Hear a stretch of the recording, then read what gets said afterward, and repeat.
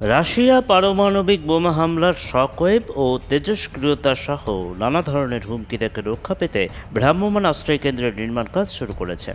দেশটির জরুরি মন্ত্রণালয়ের গবেষণা ইনস্টিটিউটের বরাত দিয়ে রয়টার্স জানিয়েছে, KUBM নামের এসব আশ্রয় কেন্দ্র পারমাণবিক বোমা হামলা এবং অন্যান্য প্রাকৃতিক ও মানব সৃষ্ট বিপর্যয় থেকে 48 ঘন্টার জন্য সুরক্ষা দিতে পারে। বিস্ফোরণ ও প্রচলিত অস্ত্রের আঘাত, ভবনের ধ্বংসস্তূপে চাপা পড়া এবং বিপজ্জনক রাসায়নিক দ্রব্য ও অগ্নিকাণ্ডের প্রভাব সহ এরকম নানা দুর্ঘটনা এবং বিপর্যয় থেকে রক্ষা করবে এই ভ্রাম্যমাণ আশ্রয় কেন্দ্র। KUBM দেখতে একটি জাহাজের শিপিং কন্টেইনারের মতো। এর দুটি কক্ষ রয়েছে, একটিতে 54 জনের মতো আশ্রয় নিতে পারবে, অন্যটি নিয়ন্ত্রণ কক্ষ। তবে প্রয়োজনে আরও মডিউল যুক্ত করা হতে পারে বলে জানিয়েছে ইনস্টিটিউট। এই আশ্রয় কেন্দ্রের নির্মাণ কাজ শুরুর সঙ্গে বর্তমান কোনো সংকটের সম্পর্ক নেই বলে জানিয়েছে সংশ্লিষ্ট কর্তৃপক্ষ।